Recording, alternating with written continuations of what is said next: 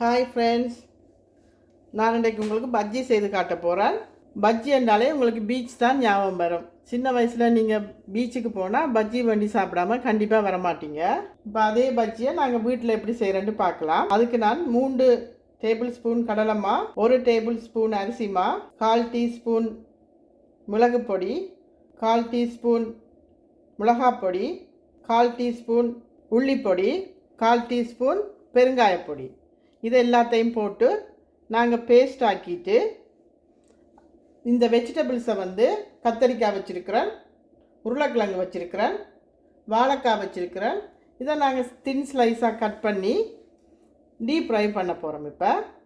இப்போ அதுக்கான பேஸ்ட்டை நான் ரெடி பண்ணிவிட்டு நாங்கள் வாங்க டீப் ஃப்ரை பண்ணலாம். இப்போ நான் பஜ்ஜி பொரிக்கிறதுக்கு தாச்சியை வச்சுட்டேன். இதை ஒன் பண்ணிவிட்டு எண்ணெயை விடுறேன் ஹீட் ஆகிறதுக்கு.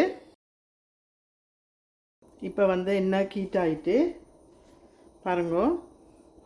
இப்போ மா இப்படி பதத்தில் இருக்கணும்.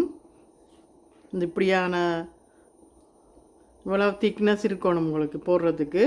கத்தரிக்காயை தின் ஸ்லைஸாக வெட்டிட்டு அதை ஃபஸ்ட்டு போடுறேன்.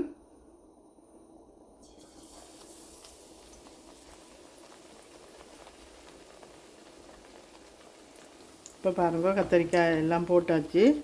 இப்போ மற்ற பக்கம் திருப்பி விடுறேன். இதுக்கு நீங்கள் கலரிங்கும் சில பேர் சேர்ப்பீங்க. அந்த கலர் நல்லா நான் சேர்க்கிறேன்ல, நீங்கள் தேவையான அதுக்கு கலரிங்கும் சேர்க்கலாம். இப்போ பாருங்கள், நல்லா பொரிஞ்சிட்ருக்கு. இதை நான் இப்போ இறக்கிட்டு இப்போ உங்களுக்கு வாழைக்காய் பஜ்ஜி போட்டு காட்ட போகிறேன். இப்போ நான் கத்தரிக்காய் பஜ்ஜி எடுக்கிறேன்.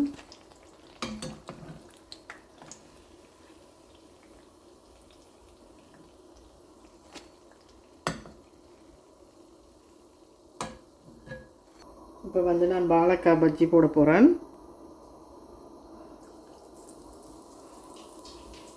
வாழைக்காயும் பாருங்கள் இப்படி தின் ஸ்லைஸாக வெட்டிட்டு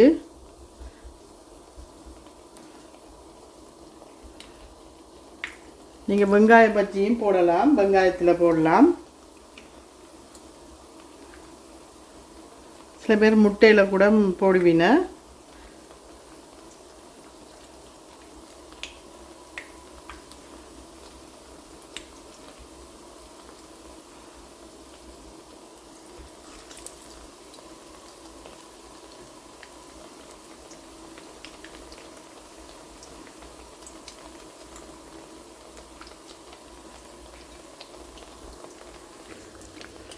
இப்போ பாருங்கள், வாழைக்காய் பஜ்ஜியை திருப்பி விடுறேன்.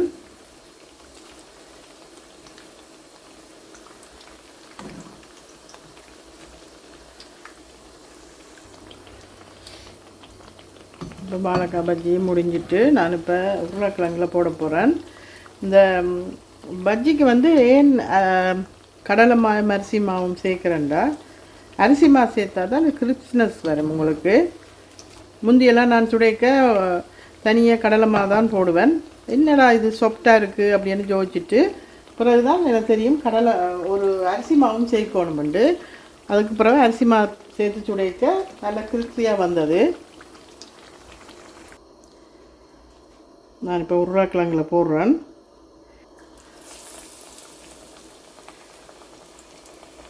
எப்பயும் நான் சொல்கிற மாதிரி ஹீட்டை முதல் எண்ணெய் சூடர் மட்டும் கையில் வச்சுட்டு பிறகு மீடியமாக வைக்கணும். அப்போ தான் பொறுமையாக உள்ளுக்கெல்லாம் நல்லா அவியும்.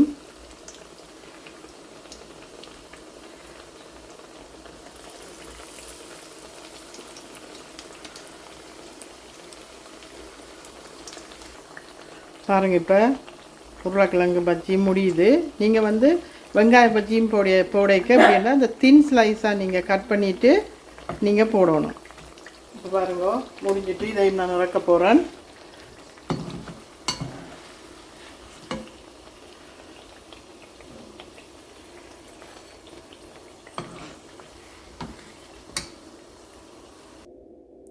இப்போ பஜ்ஜி ரெடி ஆகிட்டு நீங்களும் இதை மாதிரி செஞ்சு பார்த்து டேஸ்ட் எப்படி இருக்குன்னு கமெண்ட்ஸில் போடுங்க. இந்த சேனலை மறக்காமல் சப்ஸ்கிரைப் பண்ணுங்க. Thanks for watching.